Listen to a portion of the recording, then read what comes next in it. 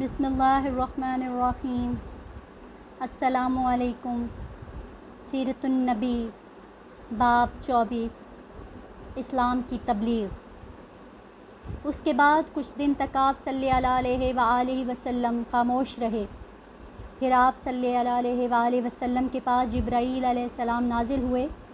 انہوں نے آپ کو اللہ کی جانب سے اللہ تعالیٰ کے پیغام کو ہر طرف پھیلا دینے کا حکم سنایا۔ آپ صلی اللہ علیہ وآلہ وسلم نے دوبارہ لوگوں کو جمع فرمایا۔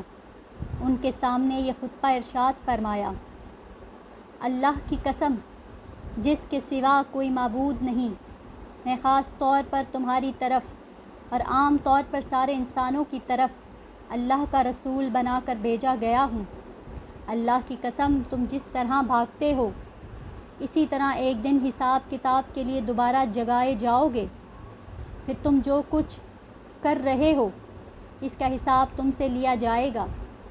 اچھائیوں اور نیک اعمال کے بدلے میں تمہیں اچھا بدلہ ملے گا اور برائی کا بدلہ برا ملے گا۔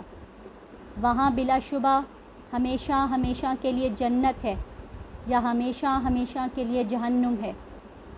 اللہ کی قسم اے بنی عبد المطلب، میرے علم میں ایسا کوئی نوجوان نہیں جو اپنی قوم کے لیے اس سے بہتر اور اعلیٰ کوئی چیز لے کر آیا ہو۔ میں تمہارے واسطے دنیا اور آخرت کی بھلائی لے کر آیا ہوں۔ آپ صلی اللہ علیہ وآلہ وسلم کے اس خطبے کو سن کر ابو لہب نے سخت ترین انداز میں کہا: اے بنی عبد المطلب، اللہ کی قسم یہ ایک فتنہ ہے۔ اس سے پہلے کہ کوئی دوسرا اس پر ہاتھ ڈالے بہتر یہ ہے کہ تم ہی اس پر قابو پا لو۔ یہ معاملہ ایسا ہے کہ اگر تم اس کی بات سن کر مسلمان ہو جاتے ہو تو یہ تمہارے لیے ذلت اور رسوائی کی بات ہوگی۔ اگر تم اسے دوسرے دشمنوں سے بچانے کی کرو گے تو تم خود قتل ہو جاؤ گے۔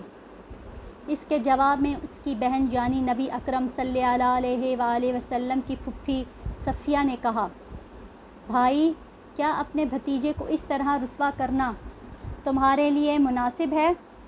اور پھر اللہ کی قسم بڑے بڑے عالم یہ خبر دیتے آ رہے ہیں کہ عبد المطلب کے خاندان میں سے ایک نبی ظاہر ہونے والے ہیں، لہٰذا میں تو کہتی ہوں یہ ہی وہ نبی ہیں۔ ابو لہب کو یہ سن کر غصہ آیا۔ وہ بولا: اللہ کی قسم یہ بالکل بکواس اور گھروں میں بیٹھنے والی عورتوں کی باتیں ہیں۔ جب قریش کے خاندان ہم پر چڑھائی کرنے آئیں گے اور سارے عرب ان کے ساتھ دیں گے تو ان کے مقابلے میں ہماری کیا چلے گی؟ خدا کی قسم ان کے لیے ہم ایک تر نوالے کی حیثیت ہوں گے۔ اس پر ابو طالب بول اٹھے: اللہ کی قسم جب تک ہماری جان میں جان ہے ہم ان کی حفاظت کریں گے۔ اے نبی کریم صلی اللہ علیہ وآلہ وسلم صفا پہاڑی پر چڑھ گئے اور تمام قریش کو اسلام کی دعوت دی۔ ان سب سے فرمایا: اے قریش، اگر میں تم سے یہ کہوں کہ اس پہاڑ کے پیچھے سے ایک لشکر آ رہا ہے اور وہ تم پر حملہ کرنا چاہتا ہے تو کیا تم مجھے جھوٹا خیال کرو گے؟ سب نے ایک زبان ہو کر کہا: نہیں، اس لیے کہ ہم نے آپ کو آج تک جھوٹ بولتے ہوئے نہیں سنا۔ اب آپ نے فرمایا: اے گروہ قریش، اپنی جانوں کو جہنم سے بچاؤ، اس لیے کہ میں اللہ تعالیٰ کے ہاں تمہارے لیے کچھ نہیں کر سکوں گا۔ میں تمہیں اس زبردست عذاب سے صاف ڈرا رہا ہوں جو تمہارے سامنے ہے۔ میں تم لوگوں کو 2 کلمے کہنے کی دعوت دیتا ہوں جو زبان سے کہنے میں بہت ہلکے ہیں لیکن ترازو میں بے حد وزن والے ہیں۔